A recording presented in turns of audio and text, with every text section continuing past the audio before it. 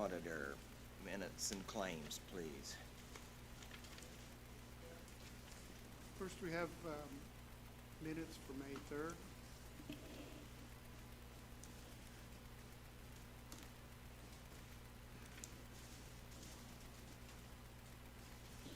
Motion to approve. Second. By aye? Aye. Aye. And then next, we've got the claim docket for April 29th through May 5th for $476,296.21. Motion to approve. Second. All by aye? Aye. Aye. Thank you. All right. We will start here with the contract amendment.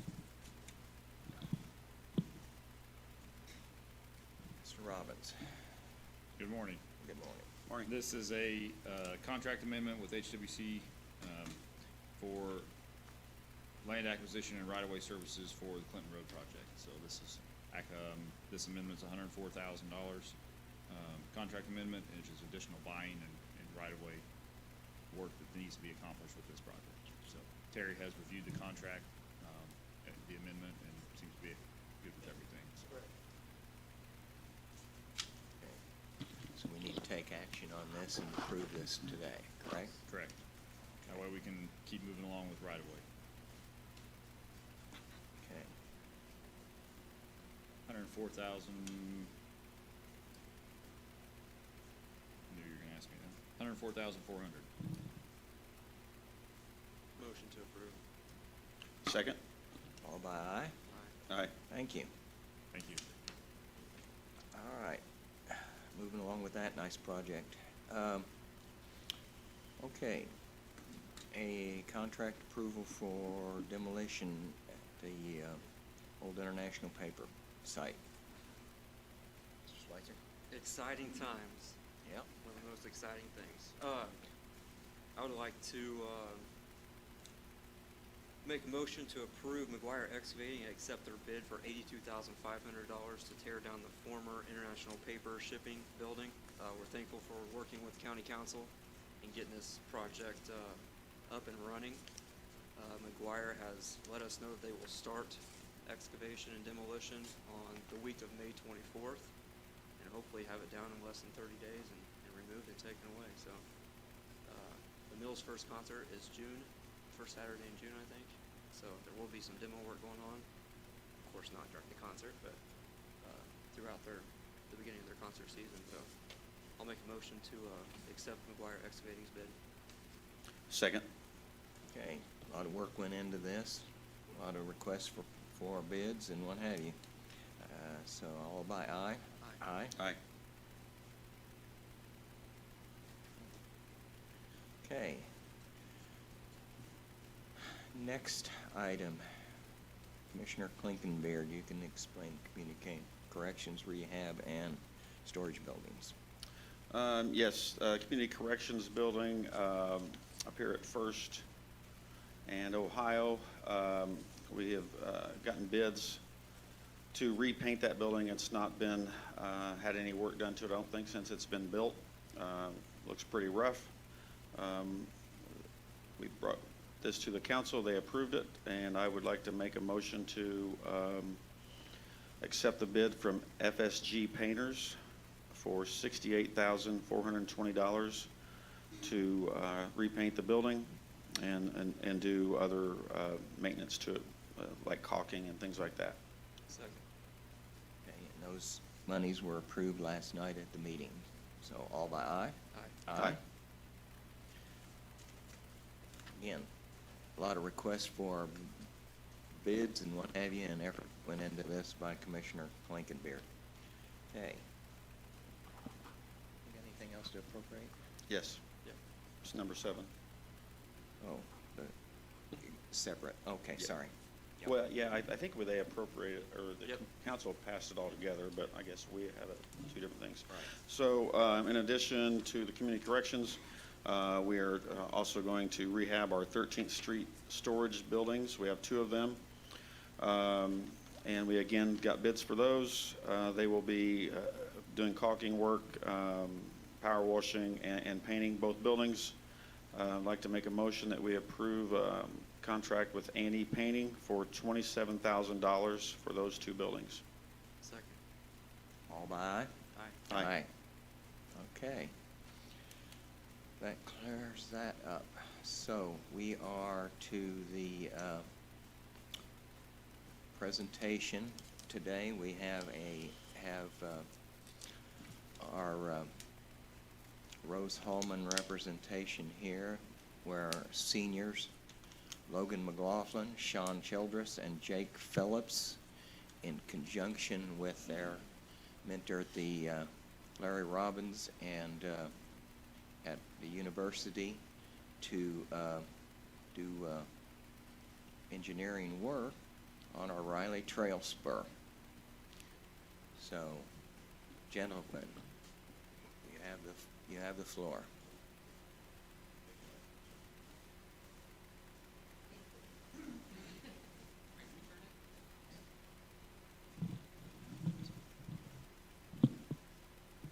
That works. Thanks. You carry it with you. Get up. There you go. There you go. All right.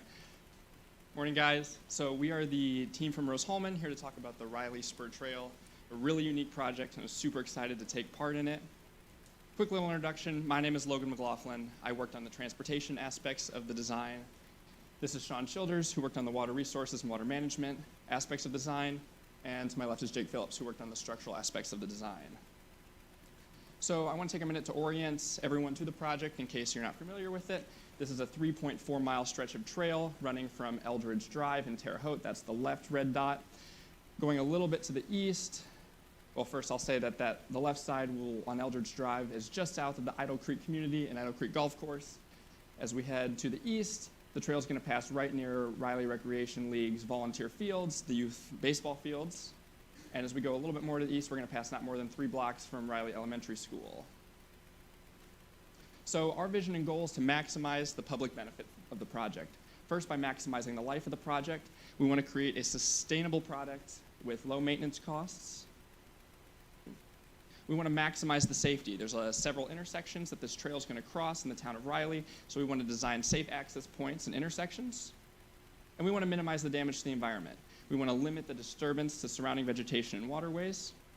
And lastly, to minimize the cost, with cost-effective materials that will reduce the required maintenance over time of the trail.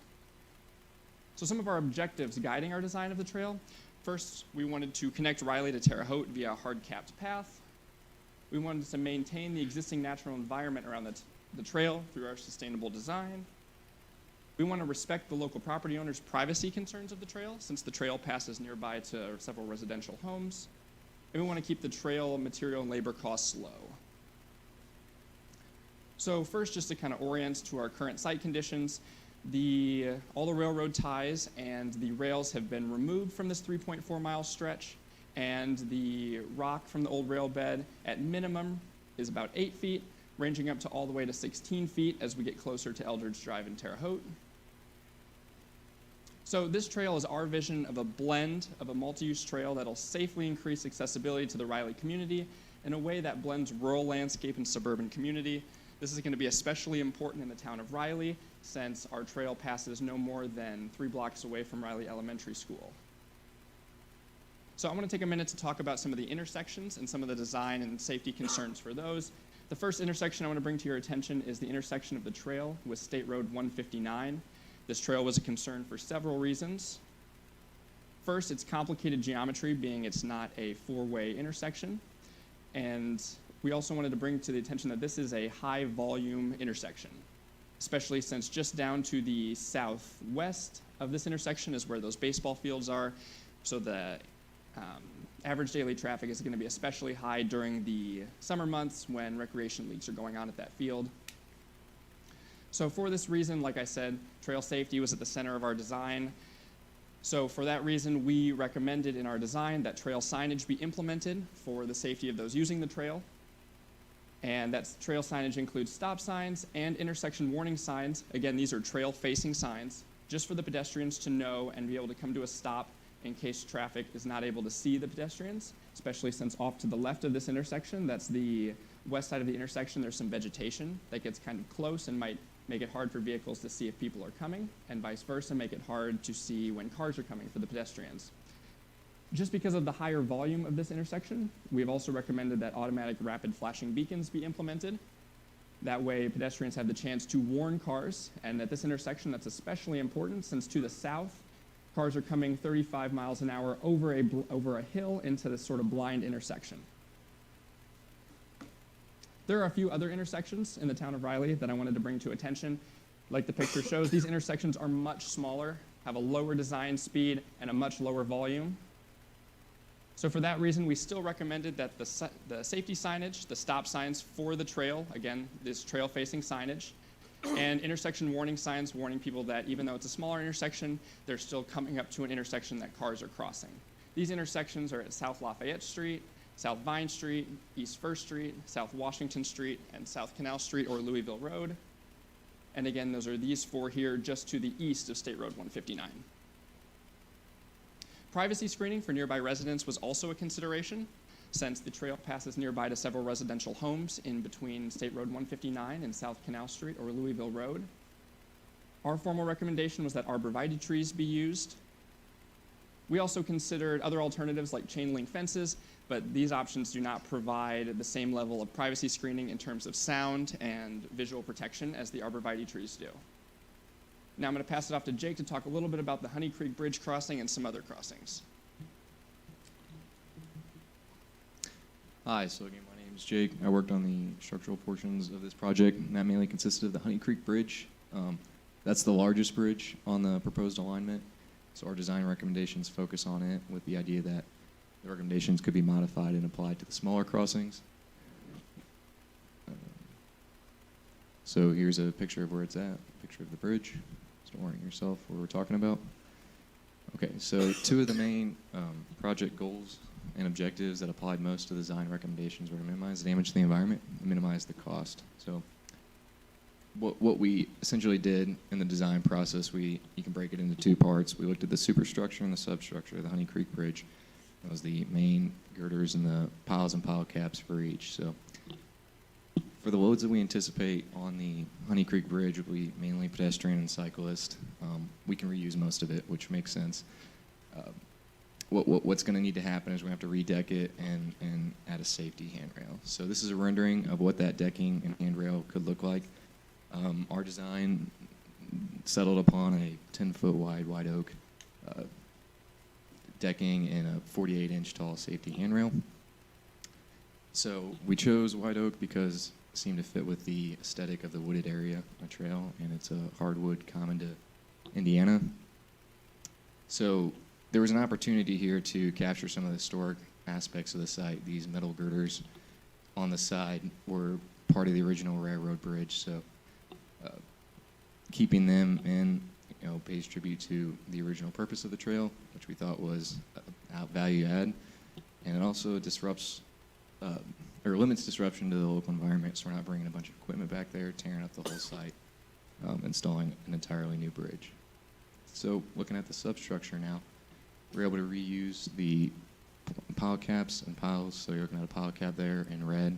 They're pretty much they are all one by one timber beams sitting on top of the piles that we see there in green. So again, minimizing some of the cost there by not ripping everything out. And preserving that historic aspects of the bridge. Another benefit of reusing as much as we can in there is that it limits the disruption to the flow of Honey Creek, which goes underneath Honey Creek Bridge. Obviously, we won't cause any extra flooding there that wouldn't have happened by dropping a pile down in the middle of the channel. So with that, I'm going to pass it off to Sean to talk about some of the hydrological modeling and the cost. There we go. So with hydrologic modeling, we were looking mostly at flooding, drainage, and any other water-related issues that we'd find on site. For Honey Creek and the crossing over it, these were our major guiding factors. This image here highlights the crossing and the entirety of the trail to the west of that crossing. This area was in a floodplain spanning from Honey Creek Per Indiana standards, since this is a FEMA-identified floodplain, we had to perform a analysis. From our analysis on a 100-year design storm, we found that there was no major issue of overtopping and that flooding and ponding and drainage would not be a major concern. In order to fully and appropriately propose a recommendation, we also performed a cost estimate. We looked at reports put out by the U.S. Forestry Service and by the Rails Trails Conservatory. We found that our project was on a similar average as those other costs around Indiana. We also looked at other maintenance problems and issues that we would expect: taking out trash, trimming up trees, repainting, resurfacing on a cycle of anywhere from multiple times a year to 5-year cycles to 20-year cycles. Per the reports put out, these were also on average and expected. So to summarize, from our objectives and design goals, we were able to take a existing trail that is currently out of use and upgrade what is the man-made aspect of it without intruding on the natural aspect. For areas that we do have to improve, such as erosion issues along Honey Creek, we were able to blend a nice engineered solution while still keeping a natural aesthetic. I'll now hand it off to Jake, who will summarize for the rest of us. Sure. So just to wrap it up here our vision and our goals revisited. Things we want to consider was the life of the project, the safety, the environment that we're building in, and the costs. So the town of Riley, our kind of goal, our hope for the end of this is that our design recommendations help provide a safe trail for recreation and enjoyment of Riley Township. With that, I'm going to pass it off to Logan to field any questions anybody might have. Any questions there? Yeah, Mr. Thacker?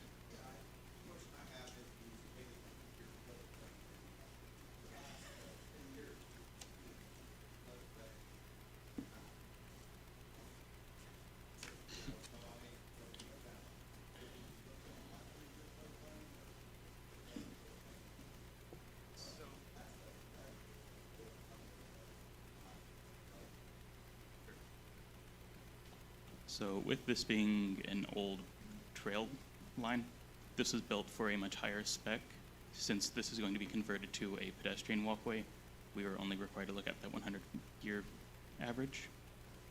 From what we saw, there was still enough clearance on a 100-year cycle that it wouldn't be much of an issue.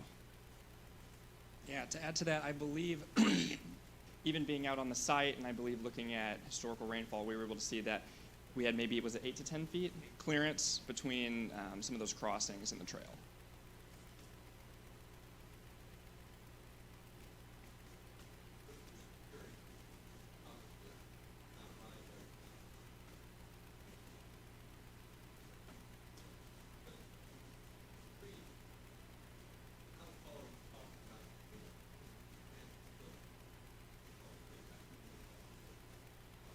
Right, good question. So those arborvitae trees, you can buy them in several sizes. We recommended the 4 to 6 foot ones. In our detailed cost, we included the 4 foot size that take just a couple years to grow into their full 6 feet, and then they stay about that size. Correct, that's what we put in our design. They also have different size trees going up. It just depends on what cost allows. So they have 8 to 10 foot arborvitae trees. They have much taller ones. They have much thinner ones. There's lots of different kinds, just depending on the need for privacy screening. But that section was just a recommendation, and we didn't look too much into it beyond what was mentioned. No.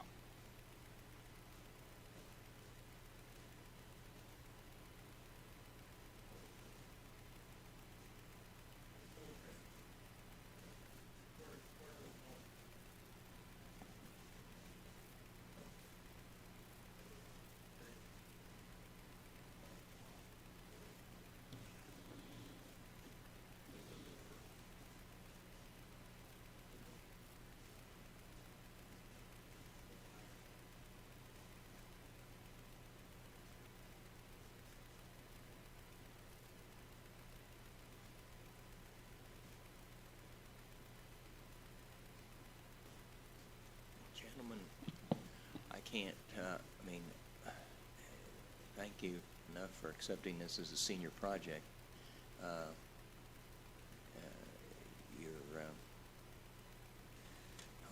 Hope it's been beneficial to your education as well. And some of the data here, you went through it pretty quickly, but I know that it took research and quite a bit of time to compile it, and it gives our base to start to, as Mr. Robbins said, to modify a few things, but like the decking idea on the bridge and that kind of thing. And that's the kind of thing we need. And you looked at the structural capacity, et cetera. Those are all questions that we're going to get hit with. So I appreciate that so very, very much. Any other questions of these people? They are next generation and off in the world here pretty quick. Okay. Thank you, guys. All right. I thank you so very, very much again.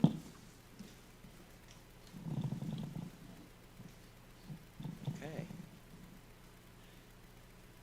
All right, at this time, comments from the public. So comments from the public, please.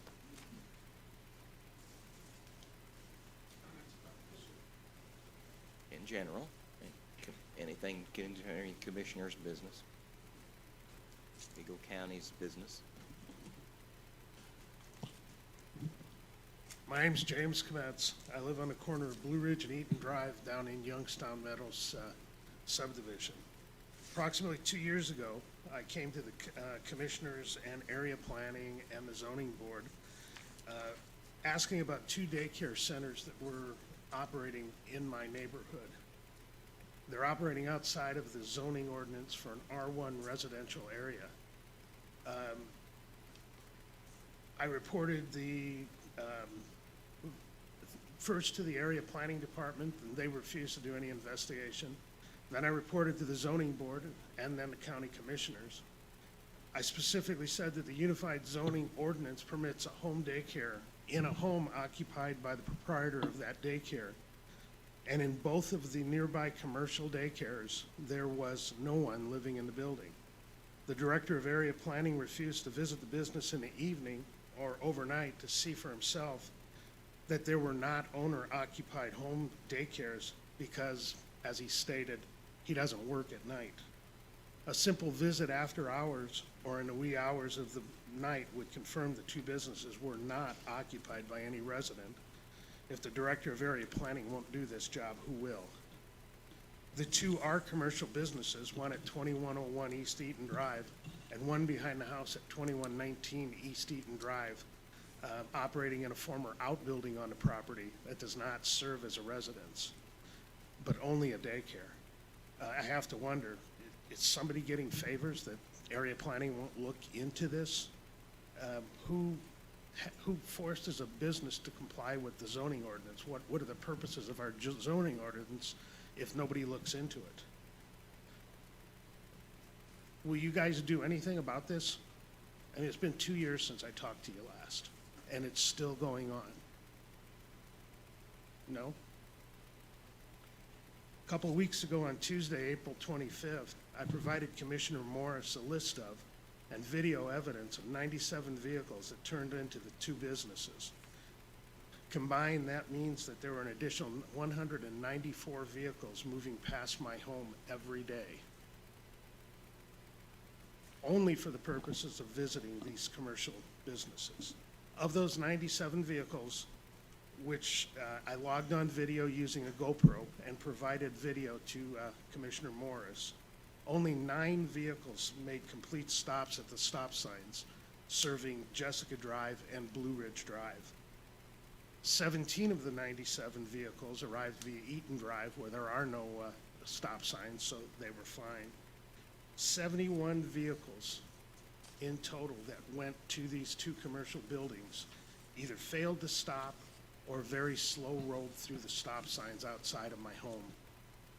And their only purpose was to visit the commercial daycares around the corner from my house. Isn't this the type of problem that zoning is designed to eliminate before it happens? In addition, my videos, I also provided Mr. Morris evidence of 10 public safety vehicles ignoring the stop signs, to include 9 Vigo County school buses and 1 City of Terre Haute police car, either running through or very slow rolling the stop signs at this intersection. This creates a safety issue outside of my home. I am a senior citizen who rides a bicycle totaling 1,000 miles last year, and I've gotten in more than 300 so far this year. I walk the roads around my home for my health. With the addition of 200 vehicles operations each day, one in, one out, this creates a dangerous condition outside my home. I was nearly run over while riding a bicycle westbound on Eaton Drive in April, when a distracted person ran a sign without slowing while inbound to the daycare. I was in a spot where I was in the open and visible to the driver for hundreds of feet along Jessica Drive as they approached the intersection, and it would be impossible for someone responsibly driving to miss seeing me and miss hitting me without my riding off the road. This is treacherous and needs to be addressed and changed.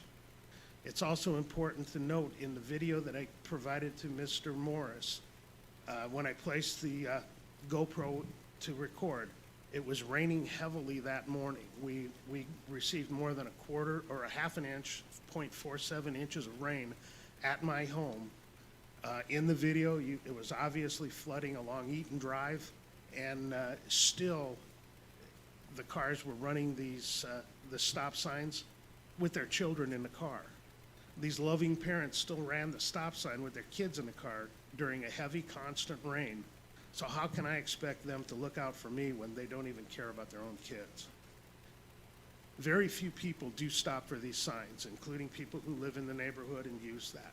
I bet less than 10% of people actually come to a complete stop. But that does not and should not excuse the people who would not be there except for the operation of the commercial daycares, who increase the danger for our residents by their negligent vehicle operation. There are no people living in these 2 buildings. There is a home on the property that people live in, but the 2 buildings that operate as daycares have nobody living in them, and the director of area planning refused to even research it, and I almost got run over. All I want to know is, does anybody care? This is my neighborhood. I reviewed your list that you gave us. Did you And look at the video? I did not review the videos, but I did go down there to the corner and stay there and make my own list.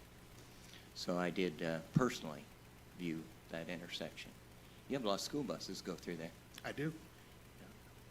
There's about, I have not done a analysis of this, but yeah, I reviewed it from 6 o'clock in the morning till after 7:30, and I'm assuming that I had another meeting to go to, and I'm assuming after 7:30 the business started to pick up. They don't open until 7. They open at 7, yeah. So, yeah, I did review it. School buses seem to be stopping at the stop signs. I gave you a video. Well, we can address all these things. We can have law enforcement sit down there and monitor those intersections. It seems to me that most of the roll-through is at Bono and Eaton. Nobody stops there, but that's a kind of a peculiar intersection. So, but at your Blue Ridge, Jessica, and what have you, traffic flow was going well. There was some people backing out of their houses on the not Jessica, but Eaton without any problem. But traffic seemed to be flowing well. But we can do traffic enforcement at the corner of Blue Ridge, Jessica, and Eaton. And That would be nice. I didn't hear you mention, though, the daycares that are operating. the daycares are operating, and that's been addressed by area planning, and at this point, we've accepted their opinion of the way they're operating.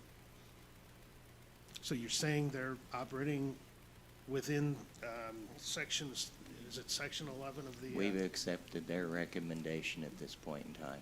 And you'll do nothing. They are, Just, you'll do nothing, right? do nothing. What do you mean, shut them down? You want them shut down, is that correct? Well, they're, You want us to act on it and shut them down, is that correct? if they're not within the legal ordinance, if I wasn't within the legal ordinance, you'd shut me down. What would I shut you down for?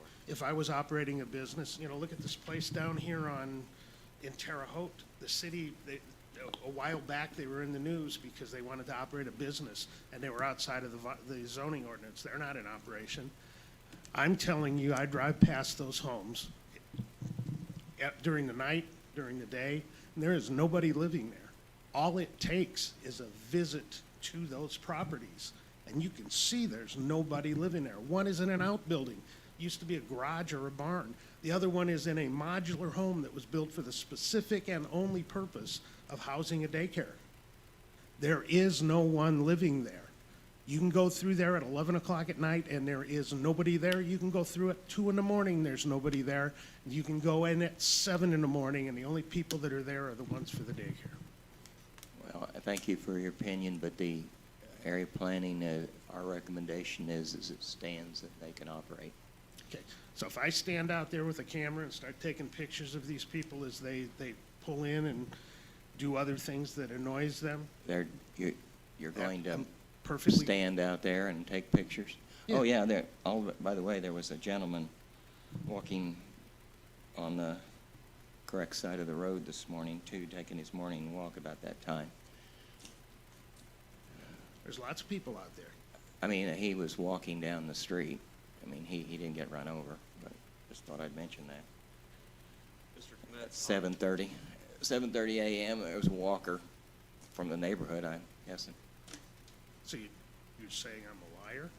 I did not Is say that you're what a you're- liar that you didn't get hit. I've been close calls on bikes and walking and what have you. I'm not saying that. What I'm saying is there are other people that are using those streets, and they seem to be safe for those people. I don't think he'd be out there. He had a yellow vest on with a walking stick. Mr. Kmetz, if I may, real quick. Tom Hackerboken. I will ask Jared and the Area Planning Commission and President Fred Wilson for a written justification for your concern. Will that be sufficient for you for right now to see what they say, what their opinion is, and then we can work with our attorney or Joe Etling, the attorney of the Area Planning Commission, to get something in writing? That would be a step forward. Okay, we'll do that. Thank you. Thank you. Okay, any more comments from the public? Any comments from commissioners or other elected officials?